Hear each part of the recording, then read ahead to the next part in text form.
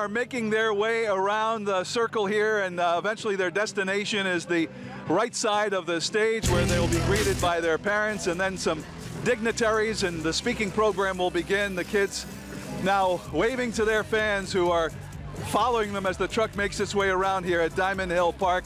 Joe Kayada on board brought us some interviews with the kids earlier. They're very excited to be home.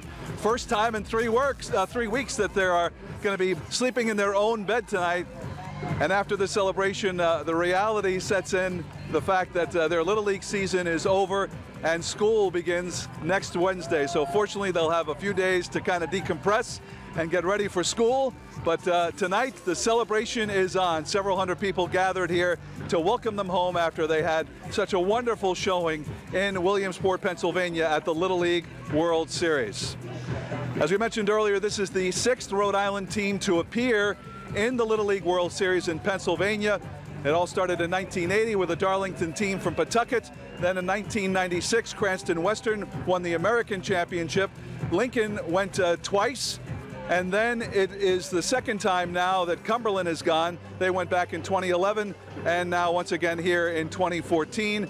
And Joe Kayada, who has just jumped off of that flatbed truck and doesn't look like he's any worse for wear, has joined us now. And what was that ride like? Were the kids excited? Unbelievable. These kids are so pumped up. We jumped on at the high school, and these kids are just ready. They didn't know what we were getting into. I said, Ray Carpano just told us there's a ton of people waiting for you guys to come. So they started getting excited, and then they saw the police escort. Yeah. And then we got pizza, and they got the pizza. That was the biggest the highlight of the night. And then we jumped on that flatbed, and literally driving down Diamond Hill, everybody was pulling over, just beeping, whatever they could do to get their attention. It was unbelievable. It was like these guys are little superstars. And then coming into the park, I was with Tebow Todd, and he was like, this is unbelievable. Yeah. Well, I think that one thing that we have learned in covering, whether it's Little League or some of our Olympians, that when they are on the road and performing at the Little League World Series or the Olympics, they're in a bit of a cocoon, and they don't realize the impact that they have back at home, and how important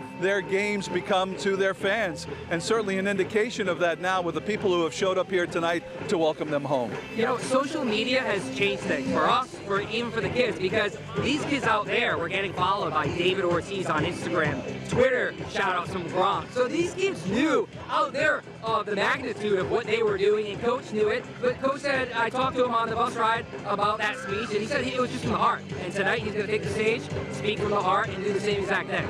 Well, I was saying earlier that he has got to spin gold now. He set a very high bar with that post-game talk on Monday night. I told him, I said, you have high expectations when you step on that stage. And he said, I'm just going to go out there and speak from the heart, and that's what I always do. Also, I'm sure a lot of people are going to want their kids to play Mount St. Charles hockey now for a guy like that. So enrollment will be up. Right, and he is a little bit of a different guy when it comes to that, the way he coaches in hockey. But, you know, he coached the team back in 2011, here in 2014, and the reason why is he had kids on the team, and he has no plans to continue coaching this team next year. So as much as the league would love to have him, and I'm sure a lot of these parents would love to have him, as much as any Little League team would like to have Dave Bilal. So the players now getting off the flatbed truck will be greeted by their parents, and then they'll be introduced one by one onto the stage here at Diamond Hill Park. Gene?